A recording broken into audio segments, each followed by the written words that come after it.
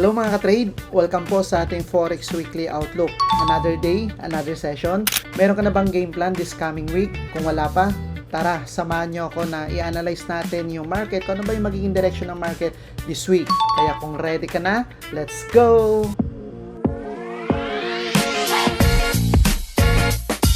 So, check natin muna ulit yung MyFX book natin, itong economic calendar, kung ano ba yung magiging mga high impact news simula sa Monday. So kung mapapansin nyo dito guys, sa impact, puro naka-medium at saka naka-high na yan. Kasi dito sa filter, in-uncheck ko na po yung low para mas madali ko makita yung may mga high impact news natin na schedule. Alright?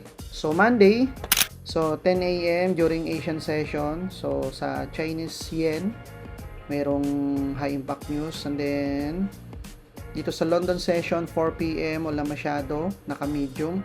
Pero minsan kasi guys, kahit medium yan, minsan nabibigay pa rin yan ng volatility. So, double check din natin yan. Tuesday, during Asian session, 7:50 a.m. meron ditong high impact news sa Japanese yen. And then 8:30, dito naman sa Australian dollar.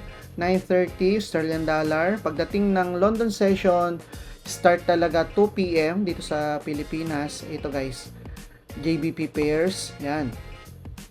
And then, pagdating ng gabi, may high impact news dito sa may US dollar, 8.15. And Canadian dollar, ayan, CPI ng Canadian.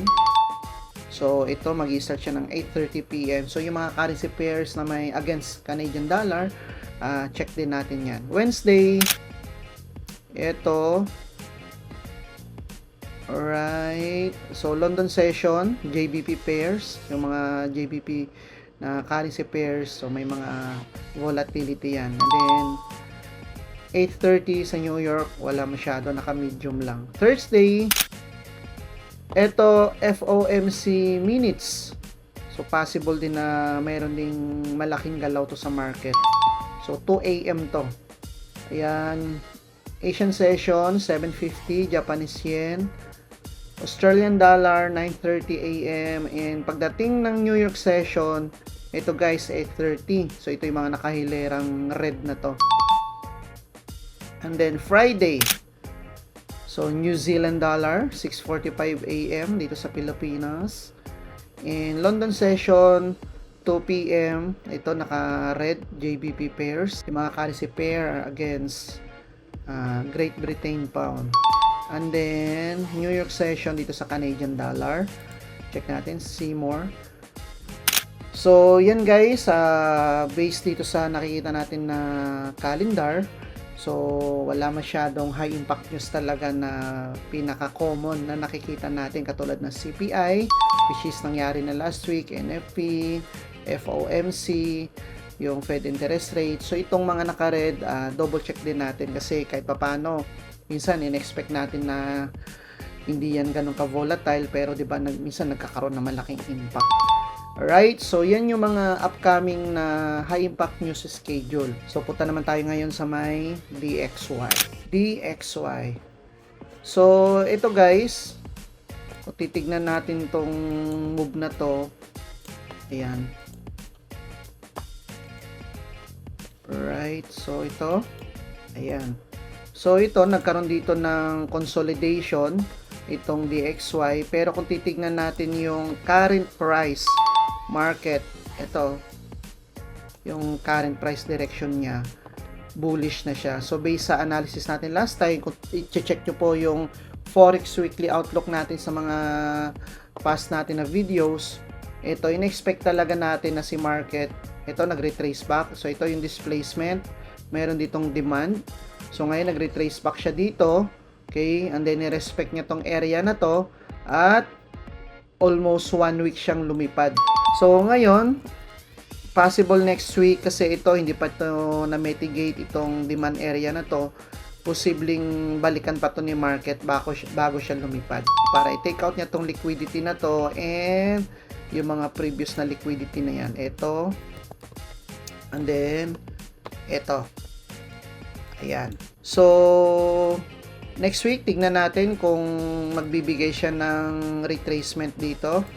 kung babalik siya, mag-start na siya bumalik para mag-retrace back at i-mitigate niya tong demand area na to or itong order block na to.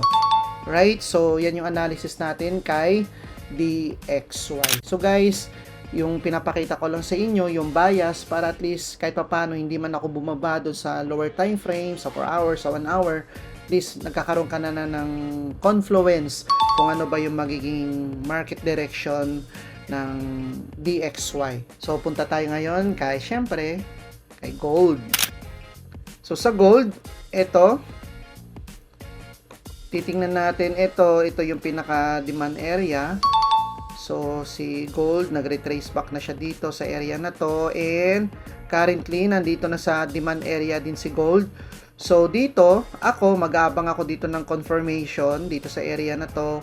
And 'di ba last week sinabi ko sa inyo na, or na-mention ko doon sa video na sa DXY pababa yung market. Pero sabi ko sa video na malaki yung instinct ko na posible siyang lumipad, which is lumipad nga. So dito sa area na to, zoom in natin. So if ever next week, eto guys, next week if ever na hindi ma-break ni gold tong area na to, or if ever man na ma-break niya to, it's either gagamit lang siya ng wick pero hindi talaga yung candlestick body mag-close candle, or week lang ang mangyayari dito. So possible na lumipad dito si gold. Okay, para i-take out niya tong liquidity na to at liquidity na to. Kasi dito guys, kung titignan natin yung market structure, ito, 'di ba nagkaroon dito ng supply. So ito pa yung mga area na hindi pa nami-mitigate ni gold. Ito. So possible na itong area na to i-respect to ni gold at umakyat, ayan, para i-mitigate niya tong fair value gap na to and fair value gap na to, or itong supply na to. And pagdating dito, titignan natin kung magbibigay siya ng solid na sell confirmation. Pero if ever na hindi i-respect ni gold to, kasi syempre si gold kasi yan, diba, alam naman natin na si gold, yung momentum niyan talaga, or sobrang tagal bago mag-create ng consolidation. So puro momentum talaga siya. Right? So ngayon ito guys, nagkaroon din naman ng kahit paano ng consolidation dito sa area na to. Ito. Pero tingnan mo, 'di ba? Nagkaroon ng momentum tapos ganyan. So ito, in-expect ko na by next week o starting next week o sunod na mga buwan dito, kapag bumalik na siya dito sa supply na to, and kapag ni-respect niya to, katulad nito guys, so ni-respect niya tong supply na to, nagbigay siya ng confirmation dito sa area na to, then nagkaroon ng supply. If ever na bumalik siya dito at nagbigay siya ng confirmation, so dito possible na mag-take tayo ng short or sell position. Pero if ever na i-break naman ni gold tong area na to, itong swing high na to, swing high na yan, so that's the indication na magiging bullish ulit yung momentum ni gold. Right? So currently, delete natin. So ito guys, nandito na ngayon sa may demand area si gold. And last Friday, in-expect ko rin talaga na aakyat na siya dito, pero hindi nangyari. Pero nag-post ako doon last week sa Telegram community natin, sa Facebook account ko, and then actually nabanggit ko rin sa previous na Forex Weekly Outlook natin na dito pa lang si gold that time na possible na bumaba siya sa 4.6, which is nandito na siya sa level ng 4.6. So ngayon, mag-aabang tayo dito ng confirmation para sa long position. Pero if ever na ma-break niya to, so possible na magbe-bearish talaga si gold. Right? So yan yung analysis natin dito kay XAU USD. So punta naman tayo ngayon kay BTC USD. So, eto guys, actually may mga trades ako ditong nakasabay ako at mayroon din akong trades na na-stop out. Right? Eto ngayon, tingnan nyo. So, eto, merong supply, and actually guys, dito sa area na to, last time diniscuss ko rin na kapag na-break ito ni Bitcoin, itong swing high na to, so possible na mag-bullish si Bitcoin para i-retrace or mag-mitigate siya dito sa area na to ng supply. So pag bumalik siya dito, mag-aabang din tayo dyan ng sell confirmation. Right? Pero if ever na ma-break nyo to, ma-break niya to, it's an indication guys, napakagandang confluence yan na posibleng lumipad na si Bitcoin. So sa mga nag-hold ng Bitcoin, pabor po yan sa inyo. Right? So kung titingnan natin yung current move ni Bitcoin or current price direction ni Bitcoin, ito yan guys.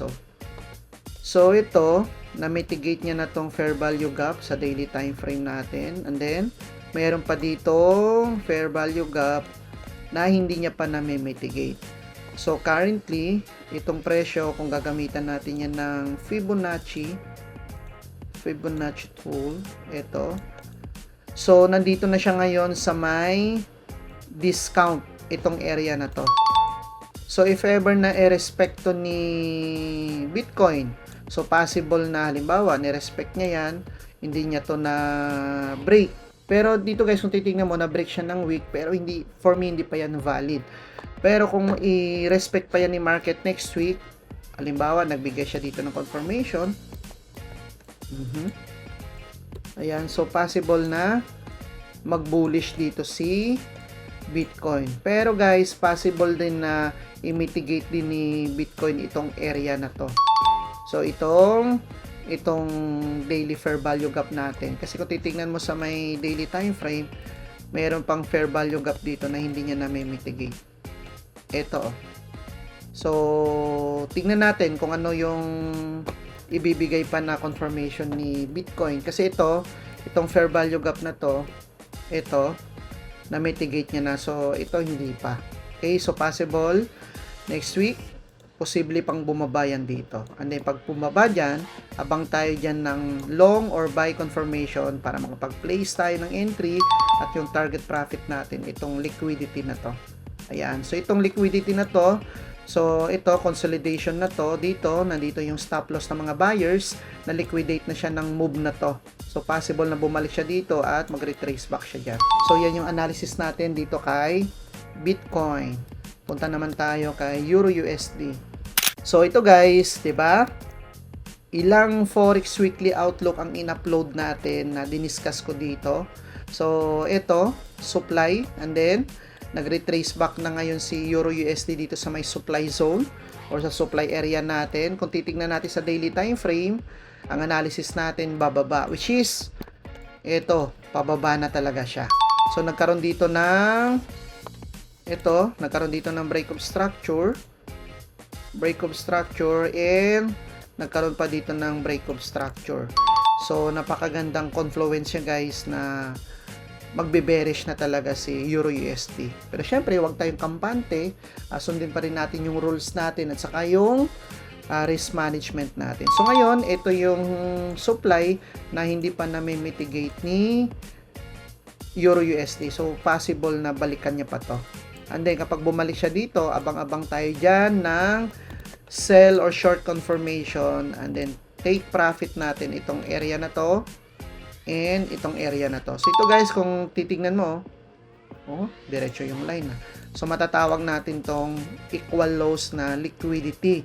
Itong consolidation na to, na liquidate na ng move na to, ito yung tinatawag natin. Itong move na to, ang tawag natin dyan is liquidity grab. And then, itong move na to, ang tawag natin dyan is market structure shift or yung chalk or change of character.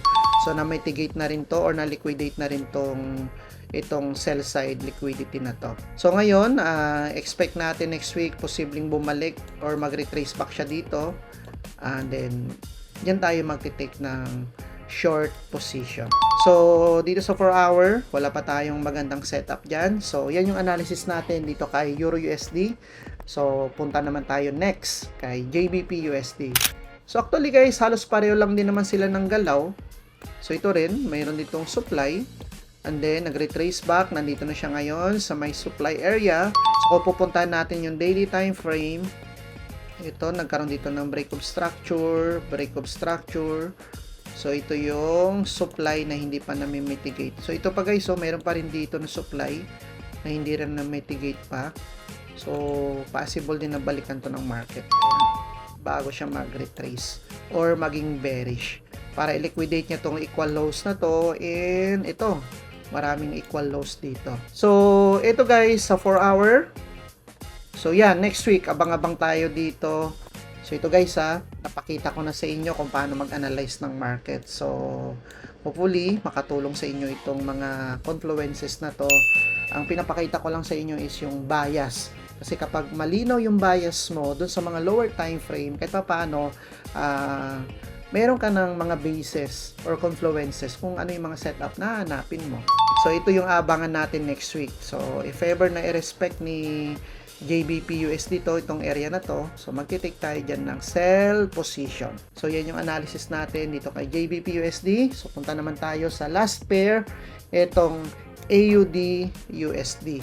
Actually, nag-entry ako dito, nag-break even lang ako dito kay AUD, and in-expect ko na nandito sa 4 hour, eto, meron ditong fair value gap.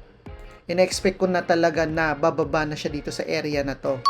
Siguro nakaamoy yung market na maraming gumagamit ng smart money concepts or ng supply and demand. Ang ginawa niya, umakyat pa dito, niliquidate niya itong buy side na liquidity at saka bago siya bumaba. So dito sa area na to, hindi ako masyado nakasabay na dyan kasi ayun nga, anong araw na ba to? Thursday, meron kasi tayo mga open na entries dito sa may ibang currency pair. Pero nagbigay siya dito ng magandang confirmation. At sayang, hindi ko to nasabayan. Pero dito nag-entry ako dito sa area na to. At nandiyan yung stop loss, ito yung target profit ko sana. Ayun, na-stop out ako dito sa area na to. So ngayon guys, kung wala ka talagang risk management, kahit gaano kaganda yung setup, may fair value gap, binuhos mo yung capital mo, ubos yun, di ba? So kailangan na risk management pa rin. Kasi yung risk management, part yan ng strategy natin. Right? So ngayon, nasa consolidation stage ngayon si AUD USD. So kung titignan natin, possible na itong area na to, dito nagkaroon ng demand. Tapos yung price nandito na sa demand area. So titingnan natin by Monday if ever na i-respect niya to. Ito. Okay, pag ni-respect niya yan, diyan tayo maghahanap ng long position, and then possible guys na itong supply na to dito sa daily time frame. Yan, supply. Posibleng mag-retrace back dito si AUD dito sa area na to, and then posible niyang i-respect din to. Pero kung titingnan natin sa weekly, bullish yung market, so possible din na i-take out niya tong mga liquidity na yan or yung mga swing high na yan. So sa ngayon, nasa consolidation stage pa lang si AUD. So titingnan natin kung ano pa yung mga confirmation na ibibigay ni AUD sa atin. Alright? So, yan yung analysis natin guys sa mga major pairs na to dito sa gold, Bitcoin, at sa mga forex pairs na to. Alright? So, sana marami kayong nakuhang idea like bias, confluences, kung ano ba yung magiging takbo ng market this week. Right? And then, huwag kalimutan guys na i-apply pa rin natin yung risk management. Sundin lang lagi natin yung rules at saka yung risk management. Kasi yung rules or yung strategy natin, hindi siya ganun ka-effective kung wala talagang o hindi natin sasabayan ng risk management. Kasi si risk management yung magko-control ng profits natin at saka yung loss natin.